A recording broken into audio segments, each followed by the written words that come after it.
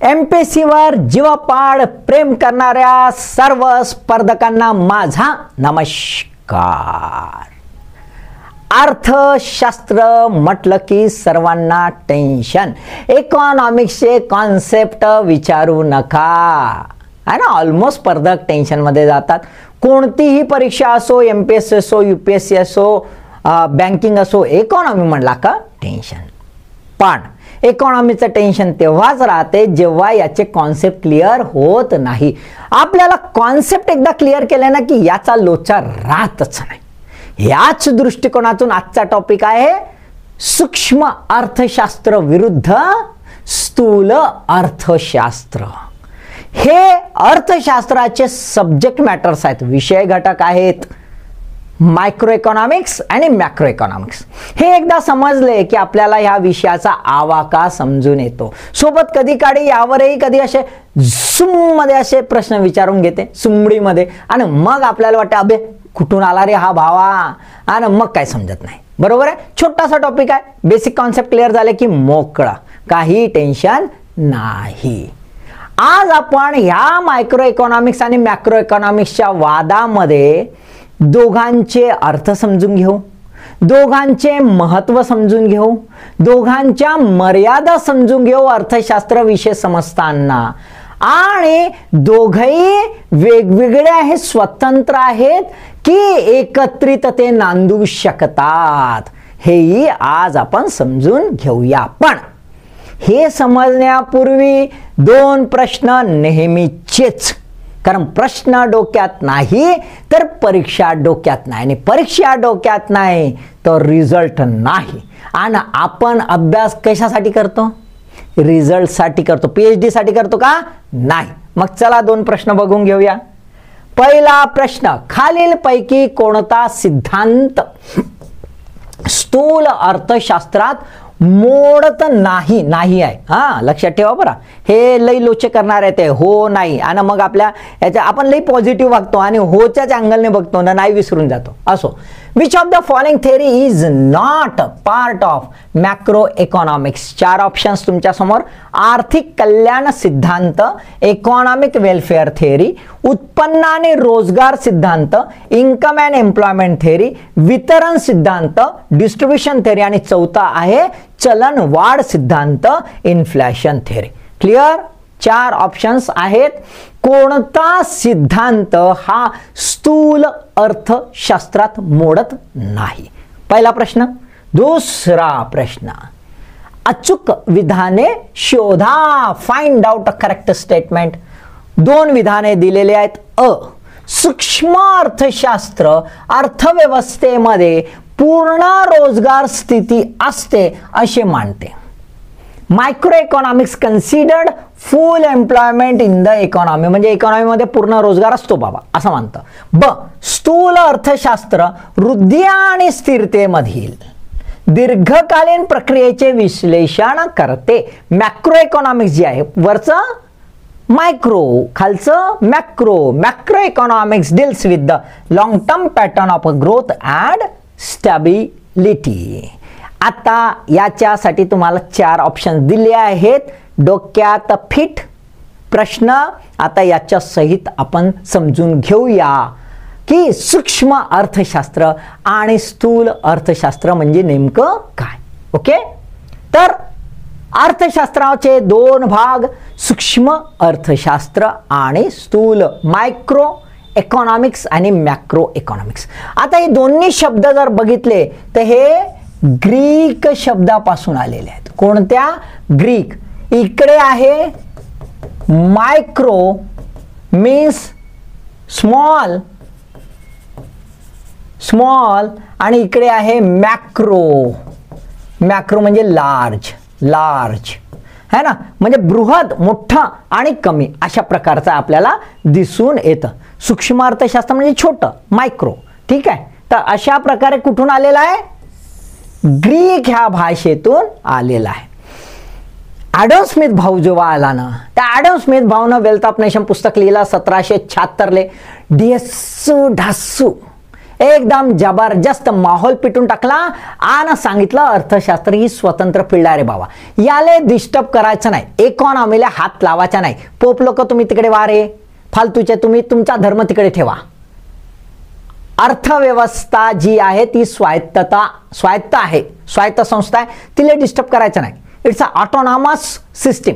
आणि डिस्टर्ब काम नाही करायचं. तो म्हणते बाबा हे सेल्फ स्टिअरिंग आहे, तिले स्वतःला चालवता येते स्वतःची गाडी, तुम्ही तिथं गेअर क्लच मारू नका फालतूचे, लमचानवा सगळा सत्यानाश करता है ना. तो त्याला विचारतो का सगळं आवे म्हणे, त्याले हात आहेत म्हणे चालवाले, तो म्हणते का म्हणतोस, कोणत्या हातात, इनविजिबल अदृश्य, कोणते रे अदृश्य, तर तो म्हणते एक मागणी आणि दुसरं पुरवठा, डिमांड अँड सप्लाय, दोन आहेत म्हणते, ते पाहून घेतात, तुम्ही फालतूचे लोचक करू नका. मग असं करत करत करत करत करत करत मस्त इकॉनॉमी चालली, काही टेन्शन नाही, काही लोचा नाही, आणि मग झाला जबरदस्त लोचा, आणि 1929चा डिप्रेशन डिस्काउंट, आणि असा ग्रेट डिप्रेशन झाला का विचार नका, सगळे गेले इकॉनॉमिक डिप्रेशन मधून स्वतःच्या डिप्रेशन है ना. इतके बिलेनियर सगळे फासावर, सगळे स्टॉक मार्केट कोलॅप्स. मग आला आपला केन्स भाऊ, आणि केन्स भाऊने सांगितलं ना असा नाही राही बाबा, कायचा इनविजिबल हँडबे म्हणे ड्रायव्हिंग करते, अबे त्याला तर चालवता बी आलं पाहिजे, कधी कधी म्हणे सांगावं लागते, ए बापू समोर ट्रक आहे थांबे, ब्रेक मार असं सांगावं लागते, आणि नाही मारला तर स्वतः मारावं लागते असं केन्सनं सांगितलं. आणि ऍक्सिडेंट झाला का रिपेअर कोण करण म्हणे, रिपेअर करायचं काम कोणाकडे तरी आहे बापू म्हणे, असा केन्सनं सांगितला.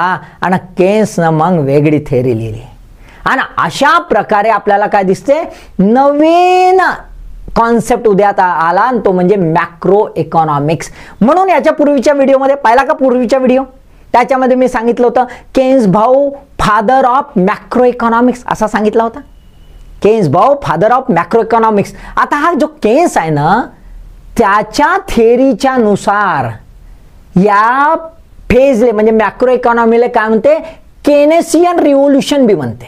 काय म्हणते, केन्स क्रांती, केनेशियन रिव्होल्युशन, केनेशियन रिव्होल्युशन असं बी म्हणते, किंवा मॅक्रो इकॉनॉमिक्सले न्यू इकॉनॉमिक्स असा शब्द पण वापरते. कोणता, न्यू इकॉनॉमिक्स असा वे वापरते. आता हे असं झालं, पण तरी सुद्धा याचं वर्गीकरण आलं कुठून, तर 1933ले ओस्लो युनिव्हर्सिटीचा अर्थशास्त्रज्ञ कोण रे भाऊ, तर रॅग्नर फ्रिश.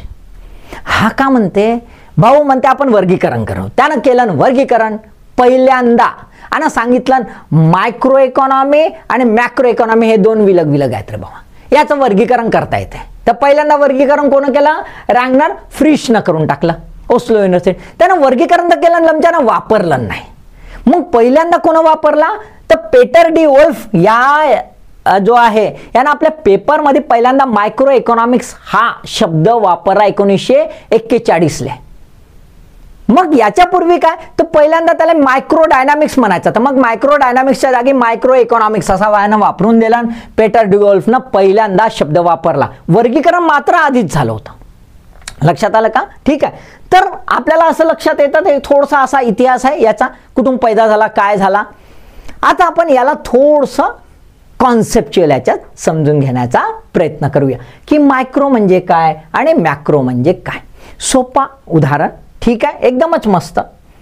बाजार आहे, तुम्ही बाजारात जाता बाजारात जात असाल, माय बापाला मदत करणारे पोट्टे व्हा, तुम्ही पोट्ट्यान व्हा का नाही. माय बापाला मदत करताना रिस्पॉन्सिबल चिल्ड्रन, रिस्पॉन्स. तर तुम्ही जाता बाजारात, जाता बुधवार बाजारात जाता, रविवारच्या बाजारात जाता, शनिवारच्या जाता, नाही काय तर काहीसाठी तरी बाजारात जाता. काय तर पोट्टे रोजच बाजाराच्या नावानं जातात, मी भाजीपाला घेऊन येतो म्हणते, लमचा भाजीवाला तर घराच्या बाजूला येते तरी है ना. पण असो, बाजारात तुम्ही जाता असं मी गृहीत धरतो. तर तुम्ही पाहता बाजार, मस्त बाजार राहते, बोंबलत राहते, वांगे 15 रुपये किलो, टमाटर 100 रुपये किलो, दुसरा टमाटर आरा रास्ते का माल सस्ते, काही विचारू नका. हे आवाज काच काच काच, मजा येते. पण गेले ना तुम्ही, है ना, मजा येते. बाजारात जाण्याची अशी झक्कास मजा येते, है ना.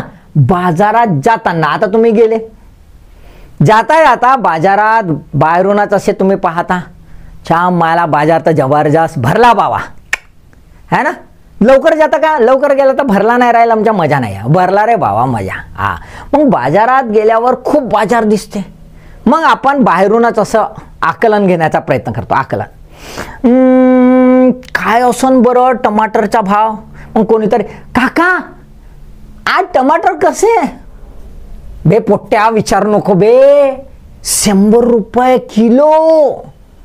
म्हणते बाबा मायनं तर सांगितलं होतं टमाटर आणाले, मला 100 रुपये किलोचं घेतलं तर एखादा पावच घ्यावंच आलेलं आमच्या. मग दुसरा काका वांगे कसे. बे वांगे विचार नको ना, माग झाले ना लमच्या, फालतूचे विचार नको जाऊ, हट म्हणते. तो चिडचिड करत चालला. हा वाटते मार्केट गरमावलं. काय मार्केट गरम, बाजार असा गरम झाला वाटते ना. जनरल बाहेरूनच अंदाज लावून दिला की मार्केट गरम आहे रे बाबा, बेकार काम आहे. हे काकानं हे सांगितलं आणि एकानं वांग्याची म्हणून टाकलं. हिम्मत करून मग आपण आपली स्ट्रॅटेजी, हुशार आहो ना आपण, बरोबर. मग आपण आपली स्ट्रॅटेजी का करतो, आपण हे अख्खा बाजार फिरतो. बाजार फिरल्यावर मजा बी येते. हे दिसते ते दिसते, आहे ना, फर्स्ट इयरची दिसते का नाही. मग शाळेतली बी अरे बाबा मजा येते. मग ते अशी पाहते ते पाहते, आपण बी असे अरे मस्त मजा येते, मज्जा. मग हे पोट्टी गवार विकणारी ते बाई आहे का नाही, माणूस बी राहतात. हां फालतूच्या, मग पोट्ट्या जातात तेव्हा माणूस बी राहतात. ठीक आहे. तर आपण बाजारात जाताना काय करतो, सगळा बाजार फिरतो. कशासाठी फिरतो, कारण की काकानं सांगितलं 100 रुपये किलो टमाटर आपल्याला शोधायच्या स्वस्त. म्हणजे काय, काकानं शोधलं नसन स्वस्त, कदाचित आपल्याला वाटतं साला भेटनच टमाटरवाला स्वस्त. मग असा कोपऱ्यात जातो ना, तिथं एक आपली बुडगी बसली राहते. मग जातो, आजीबाई कसा आहेस तू. आवगा चांगला, तुले का करायचं आहे. नाही आजीबाई केवढ्या दुरून आल्या असाल तुम्ही, मस्त टमाटर तुमच्या जवळचे छान. अरे वा ना, इकडे हे वांगे मस्त हिरवे. तुले घ्यायचं आहे काय पोट्ट्या. हो ना आजीबाई, नेहमीच घेतो ना. तुले आठवे नाही का, मी तुझ्याकडून नेहमीच घेतो, दर आठवड्याला येतो. विसरलीस का, नातवाले विसरतस अशी. टमाटर का 100 रुपये किलो. आजी तू नातवाले अशी करशील. असं नाही ना, नातवाले अशी करशील तर ना, मी नातू तर मग माय कोण, तू पुरीले असं. हे बकरिया, हे घे 90 रुपयाचे टमाटर. जमला जुगाड, होय का नाही. मग काय दिसते, काकानं घेऊन गेले 100 रुपये किलो, आम्ही आणले 90 रुपये किलो. जमला जुगाड. म्हणजेच काय दिसते की एक कंझ्युमर, एक ग्राहक, त्याचं बिहेवियर, दुसरा तुमच्यासारखा हुशार ग्राहक, त्याचा स्वभाव, तो कसा आपली डिमांड रेज करतो. आणि मागणी मागणी तर झाली, पुरवठा कशा प्रकारे होतो. तर आता तुम्ही काय केलं, एकेकाला टटोललं, इंडिव्हिज्युअल टू इंडिव्हिज्युअल, आणि त्यातून निर्णय घेतला. तर जेव्हा इंडिव्हिज्युअल डिसिजन जेव्हा होतं मार्केटमध्ये, म्हणजे एखादी कंपनी म्हणा, एखादा कंझ्युमर म्हणा, एखादा दुकान म्हणा, दुकानदार हा कशा प्रकारे मार्केटमध्ये बिहेवियर करतो, आपला स्वभाव वापरतो, आपला निर्णय घेतो, ते म्हणजेच सूक्ष्म अर्थशास्त्र. पण आपण बाहेरून आकलन करतो बाजाराचं एकूणच, की बाजार रे बाबा वधरला आहे, मार्केट जबरदस्त तापला आहे, असं जेव्हा आपण घेतो तो म्हणजे मॅक्रो इकॉनॉमिक्स. लक्षात आलं का. स्थूल अर्थशास्त्र अर्थव्यवस्थेतील एका घटकाच्या आर्थिक निर्णयाचा जेव्हा अभ्यास केला जातो, इकॉनॉमिक डिसिजन मेकिंग, एका घटकाचा म्हणजे ती एखादी कंपनी असेल, एखादं दुकान असेल, एखादा व्यक्ती असेल, कंझ्युमर असेल, प्रोड्युसर असेल, सप्लायर असेल, इंडिव्हिज्युअल टू इंडिव्हिज्युअल, है ना, तेव्हा त्याला सूक्ष्म अर्थशास्त्र. कारण मार्केटमध्ये मार्केट डायनामिक आहे, पण त्यातले इंडिव्हिज्युअल हे सुद्धा जबरदस्त डायनामिक आहे. Everyone is a unique personality. आणि त्यामुळे युनिक डिसिजन मेकिंग राहू शकतं.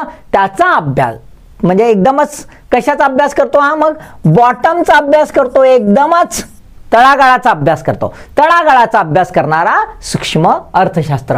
आणि समग्र, बाहेरून समग्र टोटल मार्केट तापलं आहे, मार्केट थंडावलाय, जनरल बोलतो आपण, सर्वसामान्य सर्वसाधारण, एक करून बोलतो, एका इंडिव्हिज्युअल फर्म, एखादी कंपनी, एखादी इंडस्ट्री याच्या बाबतीमध्ये बोलत नाही, एकूणच बोलतो है ना. त्याला आपण काय म्हणतो, समग्र अर्थव्यवस्थेचा अभ्यास करणे म्हणजे स्थूल अर्थ, समग्र अर्थव्यवस्था, एक व्यक्ती आपण घेत नाही. म्हणून स्थूल अर्थशास्त्राला आपण समग्र अर्थशास्त्र, समष्टी अर्थशास्त्र, ॲग्रिगेट इकॉनॉमी असा पण शब्द वापरल्या जातो. क्लिअर, दोघांचा कॉन्सेप्ट क्लिअर झाला तुम्हाला. ओके. सूक्ष्म अर्थशास्त्राला प्राइस थेअरी, किंमत सिद्धांत सुद्धा म्हणतात.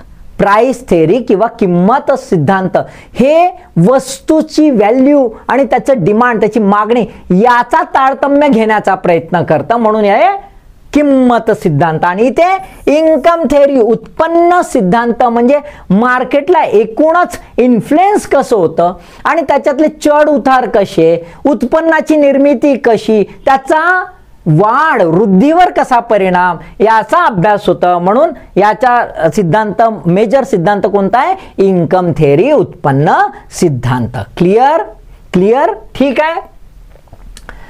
आता बघूया प्रत्येकाचे जे सिद्धांतांचे घटक सूक्ष्म अर्थशास्त्रामध्ये आणि स्थूल अर्थशास्त्र म्हणजे मायक्रो इकॉनॉमीमध्ये आणि मॅक्रो इकॉनॉमीमध्ये.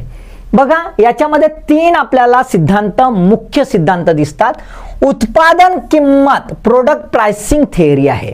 उत्पादनची कॉस्ट कुठली आहे है ना, आपल्याला पाहायचं आहे. प्रोडक्शन आणि कॉस्ट हे बघायचं आहे. थेअरी ऑफ प्रोडक्शन आणि उत्पादन आणि खर्च याचा सिद्धांत बघायचा आहे. आणि सोबत प्रोडक्ट प्राइसिंग मध्ये दोघांचं गणित म्हणजे एखादी वस्तूला किती खर्च लागला बनवायला.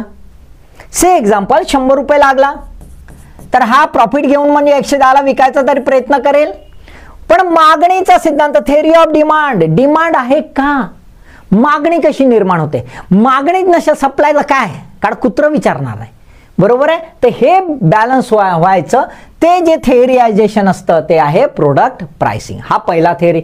दुसरं थेअरी आहे घटक किंमत, ज्याला फॅक्टर प्राइसिंग म्हणतो आपण. घटक किंमत म्हणजेच काय, तर जी किंमत तयार होते है ना, कॉस्ट तयार होते एखाद्या वस्तूची, त्याचे फॅक्टर, त्याचे घटक कसे आहेत आणि त्यांची किंमत काय ते बघितलं जातं. याचे ऍक्च्युअली रिलेशन आहे की वितरण कशा प्रकारे होणार, डिस्ट्रीब्युशन कशा प्रकारे. पण डिस्ट्रीब्युशन कसा, प्रत्येक व्यक्तीला त्याचा उपभोग घेता येईल अशा कार्यक्षमतेने वितरण कसं होईल याचा अभ्यास इथे केला जातो. आणि तिसरं म्हणजे याच्यामध्ये कुठकुठलं येतं मग वितरणच्या याच्यामध्ये, जर आपण फॅक्टर प्राइसिंग पाहिले तर कोणते फॅक्टर्स आहेत.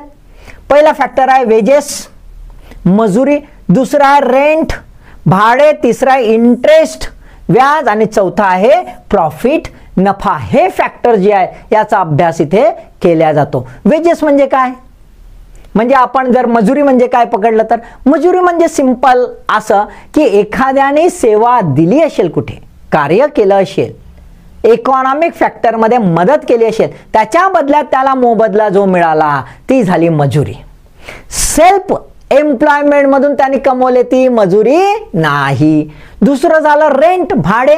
आपल्याला सर्वांनाच माहित आहे की हे रेंटनी दिलं, ते रेंटनी दिलं, जागा लीजवर दिली, ते रेंट झालं, ते पण फॅक्टर आहे, ते पण घटक आहे.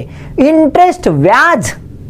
व्याज म्हणजे काय, जे काही आपण क्रेडिट दिलेलं आहे, ती जी अमाऊंट दिली त्याच्यापेक्षा जास्त जे मिळालेले पैसे, जे जास्तीचे पैसे मिळालेले आहेत ते काय झालं, व्याज झालं. आणि ते व्याज कशामध्ये होतं, प्रॉफिटमध्ये होतं. हे प्रॉफिट 2 प्रकारे, व्याजातूनही प्रॉफिट येतं, म्हणजे व्याज हे प्रॉफिट सुद्धा होऊ शकतं. आणि प्रॉफिट म्हणजे एकूणच फॅक्टर, एकूणच घटक तयार करून जी वस्तू निर्माण केली ती विक्रीला काढली आणि त्याच्यामुळे विकण्याची किंमत, विक्री किंमत आणि त्याला लागणारं जे काही इनपुट होतं त्याची कॉस्ट, एकूण खर्च आणि एकूण किंमत याच्यातील जो गॅप आहे, म्हणजे याच्यातील जो काही फरक दिसेल तो फरक म्हणजे काय दिसतो आपल्याला, नफा दिसतो, आणि त्याच्या आधारावर आपण वितरण सिद्धांत तयार करतो. याच्यामध्ये आपण हे बघतो की बाबा खरंच या वस्तूची गरज आहे का, लोकांची मागणी आहे का, लोकांची मागणी पूर्ण करेल का, कॉम्पिटिटिव्ह प्राइसिंग मध्ये करेल का, ह्या सर्वांचा विचार इथे होतो. आणि शेवटचा आहे आर्थिक कल्याण सिद्धांत, इकॉनॉमिक वेलफेअर थेअरी, म्हणजे प्रत्येक व्यक्ती जो आहे त्या प्रत्येक व्यक्तीचा इकॉनॉमिकली अर्थव्यवस्थेच्या दृष्टिकोनात म्हणजे आर्थिक त्याचं कल्याण होतंय का, त्या बाबतीमध्ये आपण याच्यामध्ये बघतो. याच्यापूर्वी आपण बघितलेलं आहे डेफिनेशन ऑफ इकॉनॉमी मध्ये है ना, मार्शलचा सिद्धांत वगैरे तो त्याच्यामध्ये येतो. स्थूल अर्थशास्त्र हे बघून घेऊया. स्थूल अर्थशास्त्रामध्ये काय आहे, 1 2 3 4 सिद्धांत दिलेले आहेत. पहिला आहे उत्पन्न आणि रोजगार सिद्धांत, इन्कम अँड एम्प्लॉयमेंट थेअरी, ही पहिली थेअरी बनवली, केन्स भाऊनी बनवली. ठीक आहे, याच्यामध्ये जर आपण बघितलं तो उपभोग कार्य, कन्झम्पशन फंक्शन आणि गुंतवणूक सिद्धांत, इन्व्हेस्टमेंट फंक्शन याचं कॉम्बिनेशन आहे. म्हणजे कसं की मागणी आणि पुरवठा याचं कॉम्बिनेशन आहे आणि यांचं बॅलन्स होतंय, त्याच्यानुसार आपल्याला असं दिसतंय मार्केट कमी जास्त होताना दिसतंय. आणि मार्केट जे कमी जास्त होतं ते बिलकुल सायक्लिक लेवलवर होतं, आणि म्हणून ह्या थेअरीला बिझनेस सायकल थेअरी सुद्धा किंवा ट्रेड सायकल थेअरी सुद्धा म्हटल्या जाते. ती पहिल्यांदा आलेली उत्पन्न आणि रोजगार, म्हणजे इन्कम आणि एम्प्लॉयमेंट यातलं बॅलन्स असलं पाहिजे आणि त्याच्या आधारे निरंतर ग्रोथ झाली पाहिजे आणि ग्रोथ होऊन ती स्टेबल राहिली पाहिजे. दुसरा आहे सर्वसामान्य किंमत पातळी सिद्धांत आणि किंमत वाढ सिद्धांत, general price theory and theory of inflation. हा सेकंड हे आहे की कशामुळे किंमत वाढी होतात आणि कशा प्रकारे ती स्टॅबिलिटी येऊ शकते. त्यानंतर नफा आणि मजुरीशी संबंधित सिद्धांत आपल्याला दिसतोय, distribution theory rules and related with the profit and wedges, हा थोडासा रिलेटेड इतक्याशी आपल्याला दिसून येतो. आणि शेवटचा आहे आर्थिक वृद्धी सिद्धांत, इकॉनॉमिक थेअरी, इकॉनॉमिक ग्रोथ सिद्धांत. अशा आपल्याला सूक्ष्म अर्थशास्त्र आणि स्थूल अर्थशास्त्रामध्ये दिसून येतात. ह्या इकडच्या 3 थेअरी, त्यातल्या सब थेअरीज आणि इकडच्या 4 थेअरी याचे टायटल लक्षात ठेवायचे, कारण की विचारतील तर इथपर्यंत विचारण्याची पॉसिबिलिटी आहे. आता याला आपण थोडंसं याच्यात समजून घेऊया की याचा फायदा काय होतो, होतो का, सूक्ष्म अर्थशास्त्राचा अभ्यास करायचा फायदा काय आणि स्थूल अर्थशास्त्राचा फायदा काय. पहिल्यांदा एक लक्षात ठेवा, सूक्ष्म अर्थशास्त्र म्हणजे मायक्रो इकॉनॉमिक्स आपण जेव्हा बघतोय तर इंडिव्हिज्युअल एंटिटी हा शब्द आहे. एक जो मार्केटमधला एक एकक जो आहे, एक युनिट, तो मग कंझ्युमर असेल, ते एखादी इंडस्ट्री असेल, तो प्रोड्युसर असेल, तो सप्लायर असेल, वॉटर मे बी इंडिव्हिज्युअल, किंवा एक छोटासा ग्रुप किंवा एखादा छोटासा ग्रुप. म्हणजे असं बघा की तुमच्या आजूबाजूला जर मंडी लागत असेल छोटीशी, म्हणजे छोटासा बाजार लागत असेल, तर ते बरोबर आपले प्राइजेस एकासारखे फिक्स करतात, त्यांचं बिहेवियर हे जे आहे ते आपण सूक्ष्म अर्थशास्त्रामध्ये पाहतो. बघूया पहिल्यांदा काय बघतोय, मुक्त उद्यम अर्थव्यवस्था कार्यात स्पष्ट करते, explain functioning of free enterprised entity. Free enterprise, इथे फ्री हा शब्द वापरलेला आहे. ऑटोनॉमस रीतीने प्रत्येक युनिट स्वतः कसा विचार करतं आणि स्वतःचं इकॉनॉमिक डिसिजन कसं घेतं याचा इथे विचार केला जातो. दुसरा आहे ग्राहक आणि उत्पादक निर्णय स्पष्ट करते, explain the decisions of the consumer and producers. कारण की इंडिव्हिज्युअल लेवलवर त्याचा बिहेवियर, आर्थिक विचार, त्याचे आर्थिक डिसिजन म्हणजे आर्थिक निर्णय कसा घेतो त्याच्यावर हे आहे. म्हणजे प्रत्येक ग्राहकाचा तो निर्णय याच्यावर तो फोकस करतो. याच्यामुळे काय होतं, तळागाळात फील्ड लेवलवर म्हणजे प्रत्यक्षात मार्केटमध्ये काय उथलपुथल आहे आणि कसं बाउन्सिंग होतं आणि कसं फॉल होतं ते आपल्याला सहजरित्याने समजून येतं. डिटेलमध्ये, मायक्रो लेवलवर आहे ना, डिटेलमध्ये लक्षात आलं. म्हणजेच हा काय आहे, हे काय बघतोय, खालच्या स्तरावर, प्रत्यक्षात ग्राउंडवर, वरून पाहत नाही, खालून बघतो. म्हणजे हा कसा अप्रोच झाला, बॉटम अप अप्रोच. कसा झाला, बॉटम अप, खालून वर आपण बघतो है ना. वितरण कसे होते ते पण इथे विशद केलेलं आहे. आणि वितरण कसे म्हणजे इफिशियंटली होते की नाही, कारण अल्टिमेट एम काय आहे इकॉनॉमीचा, मॅक्झिमायझिंग ऑफ सॅटिस्फॅक्शन. अर्थव्यवस्थेचा काय आहे ultimate aim, maximization of satisfaction of people. लोकांचं महत्तम स्तरावर समाधान व्हायला पाहिजे. जर समाधान होत नसेल तर असं वितरण कुठल्या कामाचं, बरोबर आहे. त्यामुळे डिस्ट्रीब्युशन कसं होतं ते विविध उत्पादने आणि उत्पादक सेवांच्या सापेक्ष किमतींचे निर्धारण स्पष्ट करतात. रिलेटिव्ह पोझिशन है ना, explain the determination of the relative prices of the various products and productive services. वेगवेगळ्या प्रोडक्ट वेगवेगळ्या ठिकाणी आपल्याला वेगवेगळ्या किमतीला कधी कधी विकताना दिसतात. ते का असं होतं त्याच्यानुसार. उदाहरणार्थ तुम्हाला सरळ उदाहरण सांगतो का, एक कप चहा आपण जातो रस्त्यावर, बरोबर आहे, आणि रस्त्यावर जातो आणि एक कप चहा कितीचा मिळते आजकाल, 10 रुपयाचा. आणि तोच तुम्ही बॅरिस्टाला गेला तर बॅरिस्टा, बरोबर आहे. आम्ही जेव्हा बॉम्बेला होतो, मुंबईला आम्ही काय मेन्सच्या वेळात अभ्यास करत राहतो तो सियाकले, तर सियाकच्या बाजूले कॅपिटल थिएटरच्या बाजूले बॅरिस्टा आहे. तिथं ह्या चिकन्या पोट्ट्या मस्त टकाटक रईसांच्या तिथं कॉफी प्यायला येते. आणि त्याच्याच समोर एक चाय टपरीवाला होता, बरोबर आहे. आता पहा बरं, खूप महत्वाचं, आता आपल्याला मिळते 10 रुपयाची चाय आत्ताच्या याच्यात, बरोबर आहे. तो चाय टपरीवाला आताच्या घटकेला 20 रुपयाची चाय. काऊन रे बा, तर बॅरिस्टाच्या समोर. आता बॅरिस्टामध्ये तेच कॉफी आणि तेच चाय 150, 200, 250 रुपयाले, बरोबर आहे. ते तिथून बसून पाहते ना, अशी पिते ना, आपल्याकडे पाहते ना, आम्ही 10-20 रुपयाची चहा पिऊ तिच्याकडे पाहतो. लक्षात आलं का, क्लिअर. रिलेटिव्ह प्राइजेस है ना, लक्षात आलं का. कार्यक्षमतेची स्थिती आणि उपभोग आणि उत्पादन दोहोंमधील कोणतेही विचलन स्पष्ट करते. कुठलंही डेव्हिएशन आलं याच्यामध्ये इफिशियन्सीमध्ये, जर कुठलंही आलं, काही कंडिशन्स आल्या, ते सुद्धा याच्यामध्ये विशद करते. प्रोडक्शन कसं आहे, प्रोडक्टिव्हिटी कशी आहे, त्याची कार्यक्षमता आहे का, कुठे कार्यक्षमता घटते, ह्या सर्वांचा अभ्यास इथे करता येतो. आणि सोबत उत्पादन क्षमता वृद्धी आणि जनकल्याण याचं सुद्धा इंडिव्हिज्युअल लेवलचं, हे कसं आहे, इंडिव्हिज्युअल वेलफेअर याच्यावर हे फोकस करतं. सूक्ष्म अर्थशास्त्र एकंदरीतच बॉटम अप अप्रोच आहे, जो एका युनिट पासून मॅक्रो लेवलवर जाण्याचा प्रयत्न करता. ओके, ठीक आहे. इथे उलट त्याच्या काय करता, क्लिष्ट अर्थव्यवस्था कार्य समजण्यास मदत होते. प्रत्यक्षात जर पाहिली अर्थव्यवस्था तर असं आहे का की एकदम सोपं नाही. मॅक्रो इकॉनॉमी म्हणजे असं नाही की एक युनिट असा विचार करते, असा बिहेव करते, त्याला एकत्र केला म्हणजे मॅक्रो इकॉनॉमी होते. Macro economy means not just aggregation of a micro economy. त्याचं एकत्रीकरण करणं म्हणजे स्थूल अर्थशास्त्र होत नाही, ते त्याच्या पलीकडे आहे. कारण की जेव्हा सर्व युनिट एकत्रित काम करायला लागतात आणि एकमेकांशी इंटरॅक्ट करतात, एकमेकांशी परस्पर संबंध निर्माण होतात आणि व्यवहार करतात, ते मात्र मग कॉम्प्लेक्स होत जाते, क्लिष्टता वाढत जाते. आणि मग जेव्हा आपण राष्ट्रीय पातळीवर विचार करतो तर त्याची क्लिष्टता ती जबरदस्त होऊन जाते. आणि म्हणूनच क्लिष्ट अर्थव्यवस्था हे स्पष्ट करायचं काम स्थूल अर्थशास्त्र करतं. हे केवळ मायक्रो इकॉनॉमीचं 1+1+1=10 असं करत नाही. वेगवेगळे परमुटेशन आणि कॉम्बिनेशन एकत्र येतात.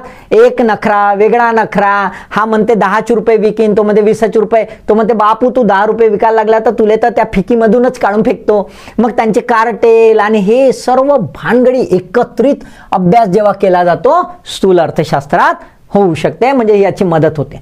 राष्ट्रीय आर्थिक योजना तयार करण्यासाठी याची मदत होते. नॅशनल प्लॅन्स पॉलिसीज, पर्टिक्युलरली विकसनशील राष्ट्र हे काही असं इकॉनॉमीला इनव्हिजिबल हँड सारखं सोडून देऊ शकत नाही. डेव्हलप कंट्री सारखं त्यांना स्वतःला हस्तक्षेप करावा लागतो. आणि म्हणून विकसनशील राष्ट्रांनी त्यांच्या अर्थव्यवस्थेच्या प्रथम टप्प्यामध्ये योजना आणल्या होत्या. पंचवार्षिक योजना आपण भारतात पाहिली. आणि कशी योजना, जे शासन सांगेल म्हणजे राष्ट्र सांगेल तेच करावं लागेल. डायरेक्ट प्रोडक्टिव्ह टाईपची आली होती आणि हे जे योजना निर्माण करायसाठी मदत होते. त्यानंतर राष्ट्रीय उत्पन्न, उत्पादन आणि रोजगार यातील चढ उतार सुद्धा हे स्पष्ट करतं जनरलाइज लेवलवर, सर्वसामान्य याच्यावर. आणि म्हणून बघा आपण रिझर्व्ह बँक आपली मॉनिटरी पॉलिसी करतं, शासन आपली फिस्कल पॉलिसी करतं आणि मग त्याच्यानुसार आपले निर्णय घेतात. बरोबर आहे, राईट. मग बँक दर वगैरे ठरवतात, ते हा मदत होते, याच्यामुळे मदत होऊ शकत नाही. अर्थव्यवस्थेचा गतिशील पैलूचा अभ्यास करता येतो, है ना. अर्थव्यवस्थेमध्ये जे डायनामिक आस्पेक्ट आहेत, है ना, सेक्टोरल आस्पेक्ट्स आहेत, त्याचा अभ्यास याच्यामध्ये होतो आणि त्याच्यासाठी काय लागू शकतं इनपुट्स वगैरे ते पण समजण्याचा याचा मदत होऊ शकतं. आणि म्हणूनच आपल्याला काय दिसतंय की अधिकाधिक आपण कशाचा अभ्यास करतो, मॅक्रो इकॉनॉमिक्सचा अभ्यास करतोय. क्लिअर, आलं लक्षात महत्व. आता दोघांचे मर्यादा आहेत, मर्यादा प्रत्येकाला आहेत, असा एकही नाही ह्या जगामध्ये ज्याला मर्यादा नाही. यांना बिचारांना मर्यादा आहेत. काय आहे सूक्ष्म अर्थशास्त्रामध्ये, समग्र अर्थव्यवस्था जी आहे त्याचा अभाव आहे, तो विचार करत नाही. म्हणजे हा बॉटम अप अप्रोच करतो, टॉप डाऊन अप्रोच हा करत नाही. मग हा काय आहे, तर हा टॉप डाऊन अप्रोच करतो म्हणून खाली पाहताना हा दिसत नाही, याला खालून पाहिलं तर वरचं दिसत नाही, तसंच याला वरून पाहिलं तर खालचं दिसत नाही. त्याच्यामुळे व्यक्तिगत भिन्नता काय आहे, इंडिव्हिज्युअल डिफरन्सेस काय आहे, हा काउंट करत नाही. अर्थव्यवस्था सर्वसाधारण कल्याण कसे प्रोत्साहित करेल याबाबत अस्पष्ट आहे. General welfare, economic welfare of individual, प्रत्येक युनिटचा, एका व्यक्तीचा आर्थिक कल्याण याचा विचार हा करतो. पण सर्वसाधारण कल्याण, एखादी योजना बनायची आहे, गरिबी निर्मूलन योजना बनवायची आहे, तर इंडिव्हिज्युअल टू इंडिव्हिज्युअल पाहणार का, नाही पाहणार, है ना. आणि बरोबर म्हणून याचं मदत काही होत नाही. पण इथे जर बघितलं तर अर्थव्यवस्थेतील मुख्य उद्देश प्रत्येकाचे कल्याण याची मात्र उपेक्षा करतात, है ना. वेलफेअर ऑफ ऑल हे नाही होत याच्यामध्ये. आपण दिसतो गरिबी निर्मूलन योजना बनवली, आपण बरेच जण असे त्या कॅटेगरायझेशन मधून, त्या वर्गीकरणातून सुटून जातात आणि मग लक्षात येत नाही. बरोबर आहे, राईट, ठीक आहे. मग आपल्याला काय दिसतंय याच्यामधला एक सर्वात महत्वाचा ड्रॉबॅक, हा काय म्हणतो, युटोपियन बिहेव करतो. हा कसा करतो, युटोपियन. हा म्हणतो की बा फुल एम्प्लॉयमेंट असतं, सर्व आलमाल आहे, सगळे जे ॲबल बॉडीड आहेत, ॲबल माइंडेड आहेत आणि स्किल्ड आहेत, त्यांनी मागणी केली, त्यांना रोजगार मिळाला. असं होतं का, नाही. अर्थव्यवस्था अशी सरळ आहे का, नाही. म्हणजे रोजगार उपलब्ध असतील तरी रोजगार मिळत नाही, अशी परिस्थिती आहे की नाही. बरोबर आहे ना. तर त्याच्यामुळे आपल्याला काय दिसतंय, सूक्ष्म अर्थशास्त्रामधले हे अभाव आपल्याला दिसून येतात आणि स्थूल अर्थशास्त्रामधले अभाव आहेत. हा याच्या बाबतीमधला विसर करतो आणि हा याच्या बाबतीमधला विसर करतो. पण आता उदाहरण एक, जर गरिबी निर्मूलन ही योजना विचार करायची असेल तर आपण बघतो आपल्या भारतामध्ये अंत्योदय अन्न योजना, संजय गांधी स्वरोजगार योजना आहे, स्वावलंबी योजना आहे, त्यानंतर मनरेगा आहे. आपण वेगवेगळ्या योजना बघतो, स्त्रियांसाठी योजना आहेत, है ना. त्याच्यानंतर ग्रामीण भागासाठी योजना आहेत, शहरी गरिबांसाठी योजना आहेत, बघतोय आपण. म्हणजे आपल्याला काय दिसतंय, याचा सुद्धा मदत होताना दिसते आणि याची सुद्धा मदत होताना दिसते, है ना. दोघांची मदत होताना दिसते. बरोबर आहे. मग यांचे हे जर आपल्याला हे दिसत असतील, मर्यादा दिसत असतील, तरी प्रत्येकाचे स्वतःचे वैशिष्ट्य जे आहेत ते जर एकत्रित आणले तर आपल्या योजना मॅक्रो लेवलवर आणि मायक्रो लेवलवर सफल होऊ शकतात. आणि म्हणूनच आपल्याला काय दिसतो, इंटिग्रेटेड व्ह्यू. काय दिसतो, इंटिग्रेटेड व्ह्यू. बघा, अर्थशास्त्राचा विषय जर घेतला तर किंमत सिद्धांत आणि उत्पन्न आणि रोजगार सिद्धांत किंवा वृद्धी सिद्धांत आहे, यांचा जर एकत्रीकरण केला तर आपल्याला 4 बाबी दिसून येतात. पहिला आहे उत्पादनाशी संबंधित, दुसरा आहे उत्पादकतेशी संबंधित, तिसरा आहे वितरणाशी संबंधित आणि चौथा आहे वृद्धीशी संबंधित. आपल्याला दिसतं उत्पादन घेतलेलं आहे, डिस्ट्रीब्युशन घेतलेलं आहे मायक्रो इकॉनॉमिक्स मधून, प्रोडक्टिव्हिटी वृद्धी घेतलेली आहे मॅक्रो इकॉनॉमिक्स मधून, आणि ह्या दोघांचा एकत्रित जर केलं तर आपल्याला काय दिसतंय, अर्थव्यवस्थेचा अभ्यास खऱ्या अर्थाने, है ना, होलिस्टिक, सर्वसमावेशक दृष्टीने करणं शक्य आहे. आणि अर्थव्यवस्थेचा असा इंटिग्रेटेड अभ्यास जर झाला तर मग मात्र अर्थव्यवस्थेमधील जे प्रश्न आहेत त्याचा उलगडा करणे आणि त्या उलगडा झाल्यावर त्यातल्या समस्या आहेत त्याचं निराकरण करणे शक्य आहे. आणि म्हणून अर्थव्यवस्थेच्या दृष्टिकोनातून पॉलिसी मेकर्स दोघांचाही अभ्यास करतात. आपण बघा, सॅम्पल सर्वे केला जातो आणि डिटेल इकॉनॉमिक सर्वे सुद्धा केला जातो, सोशिओ इकॉनॉमिक सर्वे, आणि त्याच्यातून आपल्या योजना बनताना दिसतात. बरोबर आहे. मग या योजना खाली खालीपर्यंत जातात आणि खालच्यांना स्वतंत्रता दिली जाते, स्वायत्तता दिली जाते की बघा तुमच्या परिस्थितीनुसार ह्या योजना राबवा. आहे बरोबर आहे, राईट. आणि मगच आपल्याला काय दिसतंय की ज्या जनतेच्या गरजा आहेत, ज्या जनतेच्या सर्व कल्याणासाठी मदतशीर होतील तशा योजना आणि त्या गरजा पूर्तता करणं शक्य होतं. Idea clear? डिटेलमध्ये सांगितलं भाऊ. आता ना वांगा बनायचा ना टमाटर बनायचा. क्लिअर? ओके. अभ्यास करताच काहीच प्रश्न नाही. लाईक करा, शेअर करा, कॉमेंट करा, तरच काहीतरी होईल. माय तुमचं तर होतेच, कारण तुम्ही अभ्यास करता यार, मेहनत या. म्हणून मी तुम्हाला नेहमीच काय देतो, ऑल द बेस्ट.